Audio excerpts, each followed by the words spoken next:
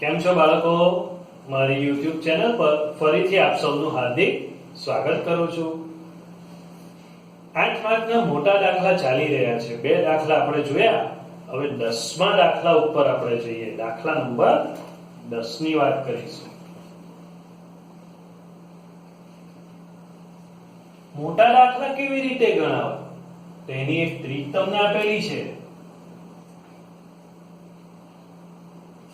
અગખા બા પાપા. પહેલો મુદ્દો હવાલા ટીક કરો. તો બાળકો સૌપ્રથમ આપણે હવાલા ટીક કરીએ. 10મો દાખલો. વિદિત અને વિશાલ 2:3 મુજબ નફો નુકસાન વહેંચતા ભાગીદારો છે. તેમણે બંટીને પ્રવેશ આપ્યો. વિદિત તેના ભાગમાંથી, યાદ કરો, શરૂઆતના વિડિયો નંબર 2 માં ખાસ જોજો. મેં તમને કહ્યું છે માંથી શબ્દ આવે તો એને ત્યાગ સમજવો. બે દાખલામાં આપણે ત્યાગનું પ્રમાણ શોધેલું, પરંતુ આની અંદર આપણને સીધો ત્યાગ આપી દીધો છે. માંથી શબ્દ હોય તો તેને સીધો ત્યાગ સમજવો. તો વિદિતનો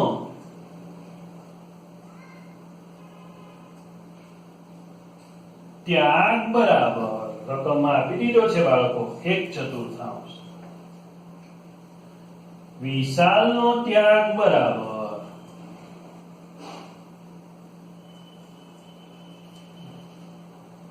1/8. યાદ કરો, આપણે કીધું છે કે છેદ હંમેશા સરખો હોવો જોઈએ. 8 તો 8. એનો મતલબ આને આપણે 2 વડે ગુણવા પડે તો 8 આવશે. એટલે રકમ આવશે 2 માટે ત્યાગનું પ્રમાણ બરાબર 2:1. આપણી પહેલી ગણતરી થઈ. સીધો આપણને ત્યાગ આપી દીધો છે બાળકો. હવે હવાલા નંબર 3 જુઓ. એમાં પાઘડી 32,000 આપી છે અને નવા ભાગીદારનો ભાગ આપ્યો નથી. તો યાદ કરો, મેં તમને કહ્યું છે કે જે જૂના ત્યાગ કરે તે જ નવાને મળે. એટલે આપણે બીજી ગણતરી કરીશું. બંટીનો ભાગ બરાબર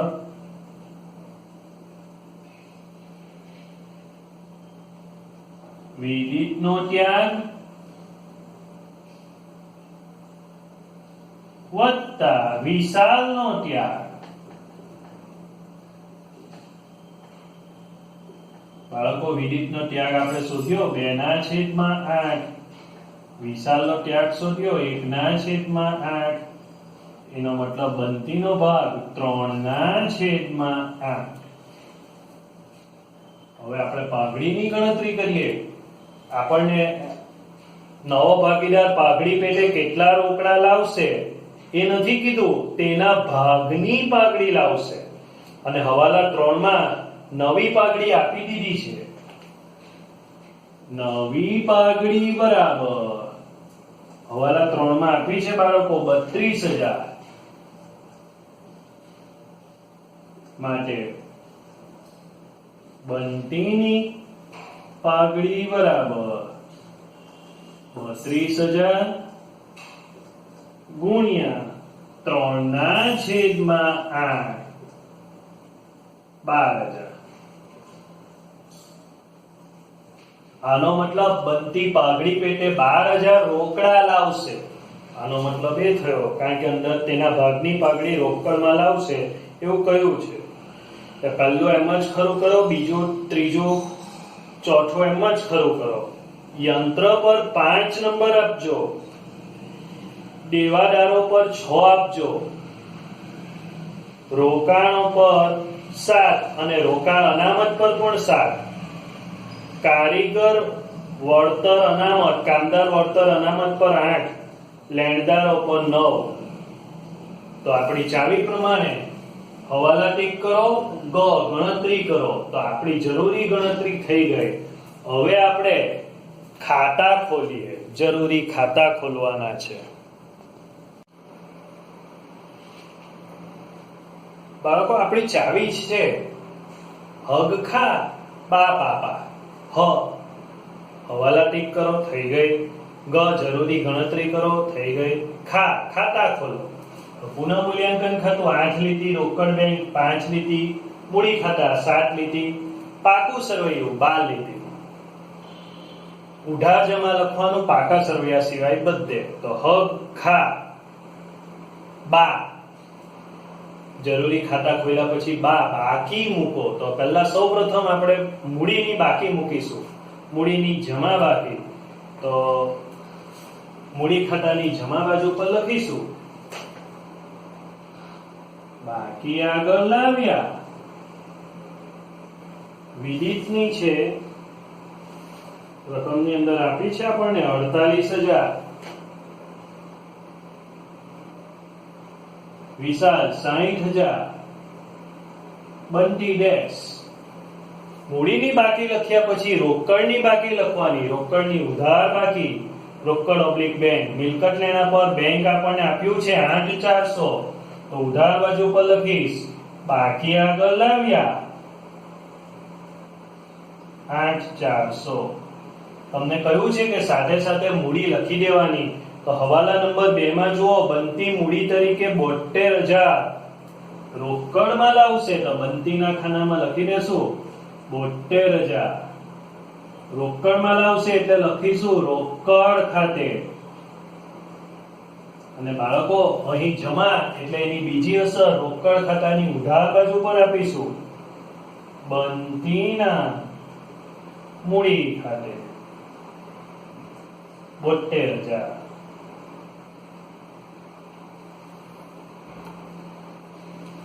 ચાલો બાકી મૂકી ચાવી પ્રમાણે. હવે આપણે પાઘડીની વાત કરીશું. પાઘડીની 5 આમ નોંધ આવે. પહેલી જૂની પાઘડી હોય તો માંડી વાળો, આ દાખલામાં નથી. બીજો મુદ્દો, નવો ભાગીદાર પાઘડી પેટે રોકડા લાવશે. તો બાળકો આપણે ગણતરી કરી છે નવા ભાગીદારની પાઘડીની રકમ 12,000 થાય, તો એની આપણે આમનું થાય નવો ભાગીદાર પાઘડી પેટે રકમ લાવે તે રોકડ ખાતે ઉધાર, તે પાઘડીના પ્રીમિયમ ખાતે. રોકડ ઉધાર થયો એટલે ઉધાર બાજુ પર લખીશું પાઘડીના પ્રીમિયમ ખાતે. રકમ છે 12,000 જેની આપણે ગણતરી કરી છે. હવે ધ્યાન રાખજો કે આ પાઘડીની રકમ પર જૂનાનો અધિકાર લાગે. એટલે મેં કીધેલું પાઘડીનું પ્રીમિયમ જમા છે ઉધાર કરો, તો પછીની આમનો લખતા હતા આપણે પાઘડીના પ્રીમિયમ ખાતે ઉધાર, તે ભાગીદારોના મૂડી ખાતે ત્યાગના પ્રમાણે. મૂડી ખાતા જમા થયા એટલે મૂડી ખાતાની જમા બાજુ પર લખીશું પાઘડીના પ્રીમિયમ ખાતે.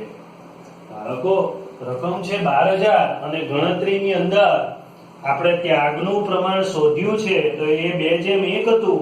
2:1 મુજબ વહેંચી દઈએ તો રકમ આવશે 8,000, 4,000 ડેશ. પછીનો પાઘડીનો મુદ્દો જો હોય તો સોલ્વ કરવાનો કે જૂના ભાગીદારો પાઘડીની રકમ ઉપાડી જાય. તો આ દાખલાની અંદર હવાલા નંબર 4 માં કીધું છે કે વિદિત અને વિશાલ તેને મળેલ પાઘડી પૈકી 50% પાઘડી રોકડમાં ઉપાડી જશે. રોકડ જાય છે, જાય તો જમા. રોકડ જમા થશે અને મૂડી ખાતા ઉધાર થશે. તો મૂડી ખાતાની ઉધાર બાજુ પર લખીશું રોકડ ખાતે. અડધી રકમ 8,000 ના અડધા 4,000, 4,000 ના અડધા 2,000 ડેશ. અહીં ઉધાર બાજુ આવ્યું એટલે રોકડની જમા બાજુ પર લખીશું વિદિતના મૂડી ખાતે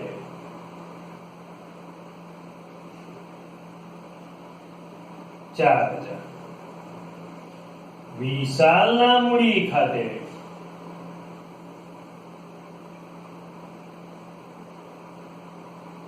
2,000.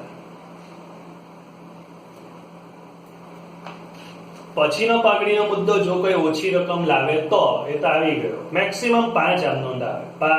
પાકું સરવૈયું સોલ્વ કરો. મૂડી દેવાથી શરૂઆત કરવાની.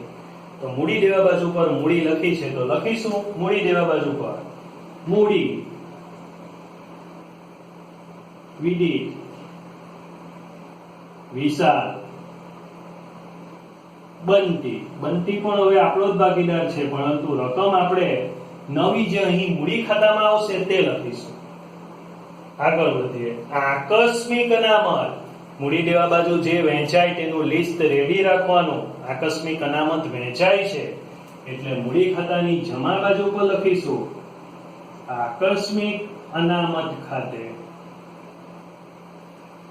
રકમ છે બાળકો 9000 અને એનું પ્રમાણ જૂનું છે 2:3. તો કેલ્ક્યુલેટર પર વહેંચીશું આકસ્મિક અનામત 2:3 મુજબ તો રકમ આવશે 3654.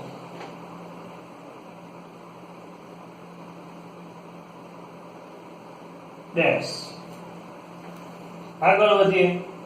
કામદાર વળતર અનામત. કામદાર વળતર અનામત પર હવાલો છે તો સૌપ્રથમ આપણે હવાલો જોઈશું.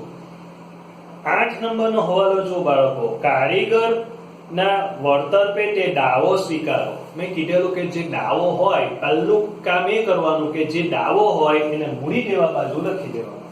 તો મૂડી દેવા બાજુ પર લખી દેશું કામદાર વળતર દાવો. હવાલામાં આપ્યો છે બાળકો આપણને 30000 નો. હવે ધ્યાન રાખજો આપણે કામદારને 30000 આપવાના થાય છે જ્યારે આપણી પાસે કામદાર અનામત છે 24000. એનો મતલબ આપણું 30000 નું નુકસાન જે ગયું છે એ 24000 ની સામે ભરપાઈ થશે, પરંતુ હજુ આપણે 6000 ની વ્યવસ્થા કરવી પડશે. નુકસાન ગયું એટલે આપણે પુનઃ મૂલ્યાંકન ખાતાની ઉધાર બાજુ પર લખીશું કારીગર વળતરની જોગવાઈ. કેટલી આવશે 6000. કઈ રીતે 6000 આવ્યા? દાવો 30000 નો છે અને આપણી પાસે અનામત 24000 છે એટલે 6000 નું જ નુકસાન ગયું છે. આગળ વધીએ. વહેંચાશે નહીં કારણ કે 6000 નું જે નુકસાન ગયું છે તે આપણે પુનઃ મૂલ્યાંકન ખાતાની ઉધાર બાજુ પર લખી દીધું. આગળ વધીશું બાળકો. રોકાણ અનામત 7200. વહેંચવાની ઉતાવળ નહીં કરીશું. કેમ? કારણ કે હવાલો છે રોકાણો પર. રોકાણો 18000 છે અને હવાલામાં એમ કહે છે કે એની કિંમત કેટલી છે 9000. તો સૌપ્રથમ તો જે કિંમત છે તે હું લખી દઉં છું. રોકાણો 9000. 9000 નું નુકસાન ગયું પણ મારી પાસે એની અનામત 7200 છે એટલે ખરેખર નુકસાન મને 1800 ગયું. 9000 માંથી 7200 બાદ કરો. ફરી 18000 કિંમત એની થઈ ગઈ 9 એટલે 9 ઘટ્યા. હવે આ 9000 જે ઘટ્યા તેની હવે મારી પાસે રોકાણ અનામત છે 7200 નું એટલે નુકસાન તો ખાલી 1800 નું જ ગયું. એટલે રોકાણો ખાતે 1800. આગળ વધીએ. લેણદારો પર હવાલો છે તો આપણે લખીશું લેણદારો ઇનાર કોલમ 30000. બાળકો લેણદારો પર 9 નંબરનો હવાલો જુઓ. 10% રકમ ચૂકવવી નહીં પડે માઇનસ ઘટાડો 10% 3000 આવશે આઉટર 27000. દેવું ઘટી ગયું. વિચારવાનું ફાયદો કે નુકસાન? ફાયદો. પુનઃ મૂલ્યાંકનની જમા. લેણદારો ખાતે કેટલો ફાયદો થયો 3000 નો. આગળ વધીએ. ગાલખાદ અનામત તે દેવાદાર પર હવાલો છે તેથી લખીશું નહીં. હવે આપણે મિલકત લેણા બાજુ પર આવીએ. મકાન કોઈ હવાલો નથી. સીધું આઉટર કોલમ લખી દેશું 66,000. સીધું આઉટર કોલમ મકાન 66,000. યંત્ર પર હવાલો છે બાળકો, તો યંત્ર લખીશું ઇનર કોલમ 30,000. બાળકો યંત્ર પર હવાલા નંબર 5 જુઓ, 10% ઘસારો ગણો. 30,000 ના 10%, વેરી ગુડ, 3,000 માઇનસ ઘસારો 3,000. 30 માંથી 3 જાય, આઉટર કોલમ 27,000. યંત્રની કિંમત ઘટી, ફાયદો થયો કે નુકસાન? વિચારો. કિંમત ઘટી, નુકસાન ગયું. પુનઃમૂલ્યાંકનની ઉધાર. યંત્ર પર ઘસારો 3,000. બાળકો ખૂબ ઈઝી છે. મિલકત વધે તો ફાયદો થાય, મિલકત ઘટે તો નુકસાન જાય. આ વસ્તુ ખાસ ધ્યાનમાં રાખજો. સ્ટોક ઉપર કોઈ હવાલો નથી, લખી દેશું સ્ટોકની કિંમત. કોઈ હવાલો નથી એટલે સીધી આઉટર કોલમ લખી દેશું 18,000. આગળ વધીએ. દેવાદારો પર હવાલો છે બાળકો, હું દેવાદારોને લખીશ ઇનર કોલમ 39,600. બાળકો દેવાદાર પર હવાલો જોઈએ 6 નંબરનો 3600 ગાળખાત તરીકે માંડી વાળો, માઇનસ ગાળખાત 3600. 39,600 માંથી 3600 બાદ કરીએ તો રકમ આવશે 36,000. Inner column. કેમ ઇનર કોલમ લખ્યું? હજુ હવાલો છે. દેવાદારોની કિંમત જો મિલકત ઘટી ગઈ, એનો મતલબ મને નુકસાન ગયું. પુનઃ મૂલ્યાંકનની ઉધાર બાજુ પર લખીશું ગાળખાદ ખાતે 3600. બાળકો હવે દેવાદાર પર હવાલો જુઓ. 15% ગાળખાદ અનામતની જોગવાઈ કરવાની છે, તો કેલ્ક્યુલેટર પર કરીએ. 36,000 ના 15% કરીશું તો રકમ આવશે 5400.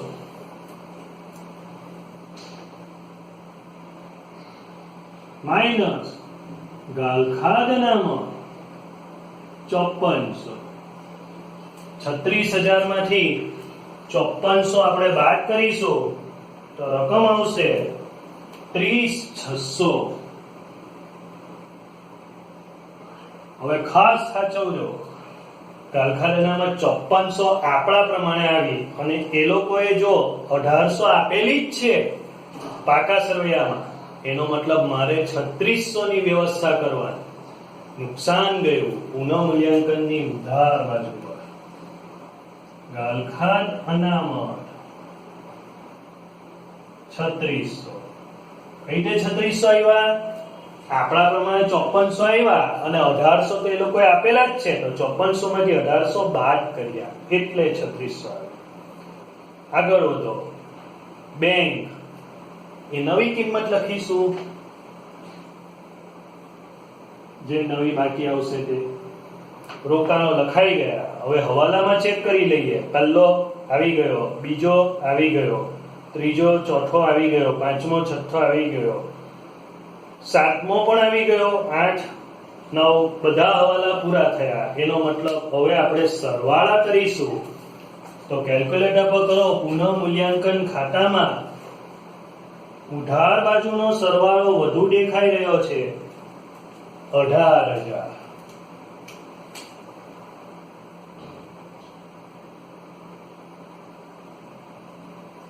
એ જ 18,000 આપણે જમા બાજુ પર મૂકી દઈએ.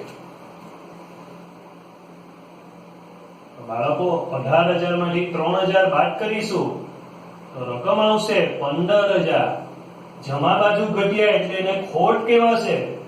ખોટ મૂડી ખાતે વિદિત વિશાલ.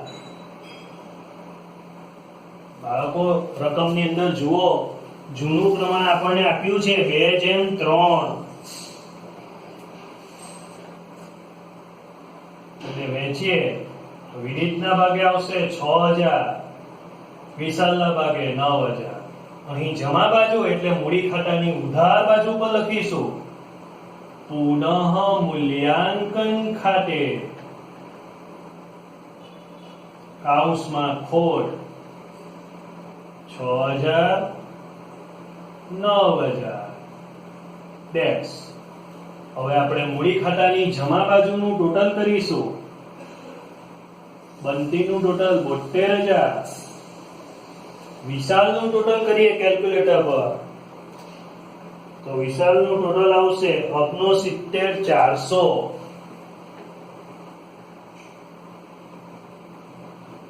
બાળકો વિદિતનું ટોટલ કરીશું તો વિદિતનું ટોટલ આવશે 59600.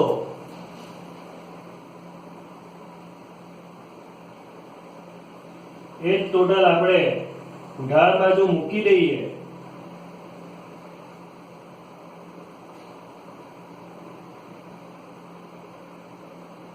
ઉધાર બાજુ પર મળશે આપણને બાકી આગળ લઈ ગયા બનતી 72000, કારણ કે કોઈ રકમ જ નથી. કેલ્ક્યુલેટર પર કરીએ 59600 માંથી બાદ કરો તો રકમ આવશે 49600. એવી રીતે 69400 માંથી 11000 બાદ કરીએ તો રકમ આવશે 58400. આ 3 ને 3 બાકીને અહીં મૂકી દઈએ. 49600 58400 72000.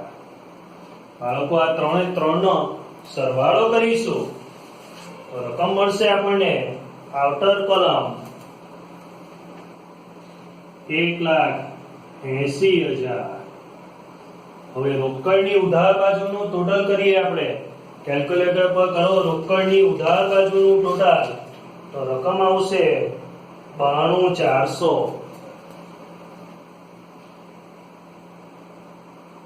એ જ 92400 જમા બાજુ પર મૂકી દઈએ અને એમાંથી 6000 બાદ કરીએ તો રકમ આવશે 86400. બાકી આગળ લઈ ગયા. આ આપણી આખરની બેંક શિલ્લક આવી. અહીં લખી દેશું 86400. હવે પાકા સરવાળાનો બંને બાજુનો સરવાળો એક સરખો આવશે તો મૂડી દેવા અને મિલકત લેણાનું ટોટલ કરીશું આપણે તો રકમ આવશે 2,37,000. બોર્ડમાં પૂછાઈ ચૂકેલો દાખલો છે, અગત્યનો દાખલો. ધ્યાન આપીને કામ કરવું. ખૂબ જ સરળ દાખલો.